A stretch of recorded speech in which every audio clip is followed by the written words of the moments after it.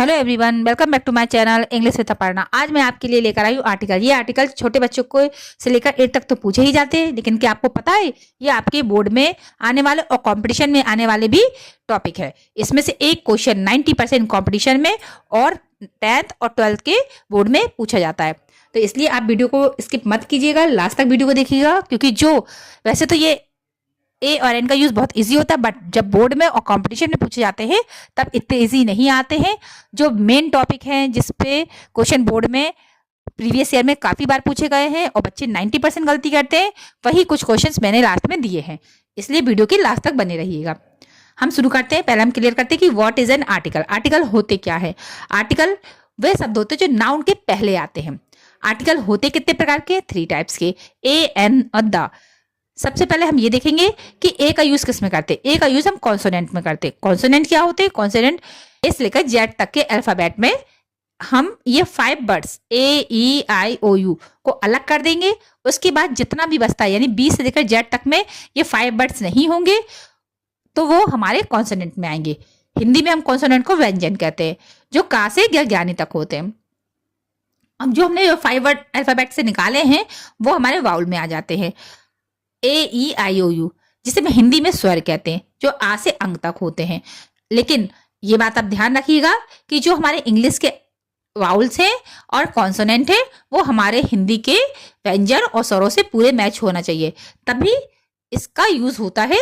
यानी जहां वाउल होता है वहां एन और जहां कॉन्सोनेंट होता है वो ए। साउंड हमारा स्वरों से मैच करे तब। और द का यूज करते हैं हम स्पेसिफिक, यूनिक, फेमस और रेंज के लिए। तो स्पेसिफिक जो सबसे मेन होता है, यानी जैसे हम पहले से जानते हैं, या कोई इंपॉर्टेंट चीज।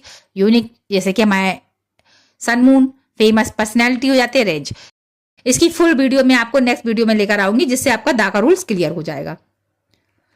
अब स्टार्ट करते हैं ए का। किसमें? ए का प्रयोग कॉन्सोनेंट से होता है, ये हमने आपको बताया था। जैसे यहाँ पे लिखा है पेन और कैट। पेन और कैट बहुत इजी वर्ड है, लेकिन हमने आपको पहले ही कहा है कि आप इन स्पेलिंगों पे या इन इस पे मत जाइए कि यहाँ पे क्या लिखा। आप तो सिर्फ पहला अक्षर और उसका साउंड देखिए। यहाँ पे पेन का पी जो साउंड हिंदी में से मैच नहीं कर रहा और बाउल से तो मैच कर ही नहीं रहा है, तो इसीलिए ए लगेगा। यहाँ पे कैट का निकल रहा है, इसलिए ए। अब ये इसलिए कि कभी कभी ऐसा होता है कि हम जल्दी से देखते हैं कि अरे ये तो कॉन्सोनेंट है, हमने ए लगा दिया। अरे जल्दी से बाउल है तो हमने एन लगा दिया। वहीं हमसे गलती हो जाती है। इसीलिए आप फर्स्ट लेटर को इतना इजी मत सोचिए, पहले उसको प्रोनाउंसिएशन जरूर कीजिएगा। ये इजी है, बट आगे आपको साउंड पे ही ध्यान देना है। देखिए, अगर पहला अक्षर वाउल है लेकिन साउंड कॉन्सोनेंट हो तो फिर हमारा ए लगता है। जैसे आपने देखा यूनिवर्सिटी। अब ये यू तो हमारा इंग्लिश वाउल है, बट हिंदी में इसको हम यूनिवर्सिटी, पहला फर्स्ट लेटर देखिए क्या लिखा है, यू, तो जो हमारे हिंदी के साउंड से मैच नहीं कर रहा, इसलिए हमने ए लगा दिया। ऐसे ई इंग्लिश साउंड, इंग्लिश का बाउल है, अब आप ध्यान नहीं देंगे, एन लगा देंगे, बट यहाँ एन नहीं ए लगना है। क्यों? क्योंकि हिंदी में जब हम लिखेंगे तो फर्स्ट लेटर हमारा यू से शुरू होगा, जो हमारा हिंदी का बाउल नहीं है। ऐसे फिर से यूनिफॉर्म आ गया, इसको भी यू, यूनिफॉर्म। लेकिन क्या सारे यू को हम यू ही बोलते? नहीं, इस यू को हम आ भी बोलते। अब आ कब बोलते हैं, यू कब बोलते हैं, इस पे मैंने फुल वीडियो बनाया है। आर्टिकल ए एन में यू का यूज, तो आप उस पे जाके डिस्क्रिप्शन बॉक्स पे जाइए, वहां देखिए, और या फिर आइकन बटन पे क्लिक करके आप पूरी फुल वीडियो देखिए।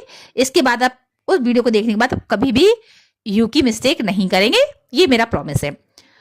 अब देखिए 1 रुपीज, इसी तरह 1 रुपीज को हम ओ दिख रहा है, इंग्लिश का साउंड है, इंग्लिश का हमारा बाउल है।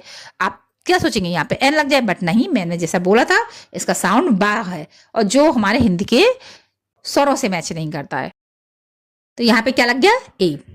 याद रखिए, लेटर नहीं साउंड ही ध्यान रखना है हमें। अब आता है एन का प्रयोग।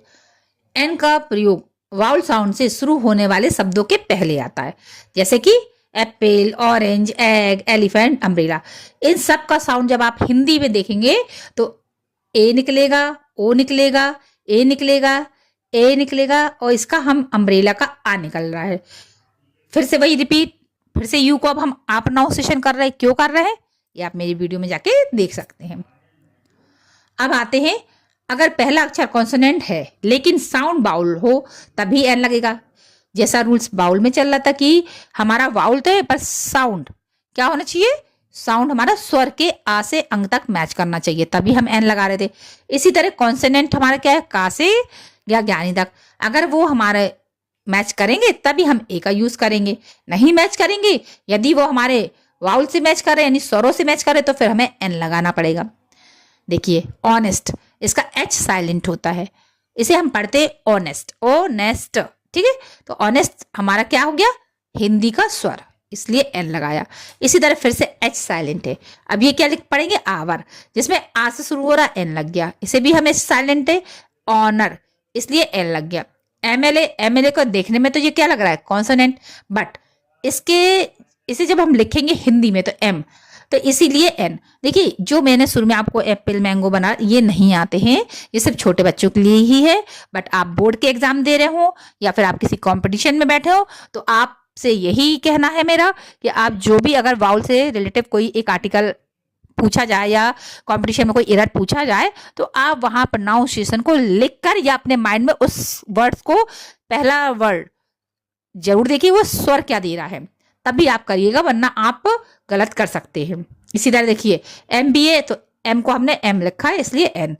अब यहाँ पे कुछ एग्जाम्पल दिए हैं, please give answer in comment box. यदि आपको ये सबके आंसर आ रहे हैं तो आप सारे आंसर लिखिए, नहीं तो किसी एक का आंसर आप जरूर दीजिए।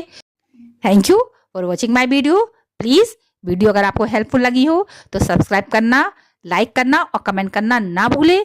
मैं ऐसे ही वीडियो आपके लिए लाती रहूंगी। यदि आप भी चाहते किसी टॉपिक पे वीडियो तो आप मुझे कमेंट बॉक्स पे लिखिए, मैं वो वीडियो आपके लिए बनाऊंगी बिल्कुल इजी वे में। और यदि अगर कोई भी लिट के यानी 10th और 12th के क्वेश्चन आंसर या लिटरेचर की डिमांड करता है तो वैसे भी मैं यहाँ पे 12th और हाई स्कूल के बच्चों को पढ़ाती हूँ, तो मैं आपके लिए नोट्स प्रोवाइड करूंगी। नोट्स को बाकायदा समझा के आपको क्लियर करूंगी और जो मैं लिखवाऊंगी नोट्स में वो 100% एग्जाम में आएंगे। Thank you.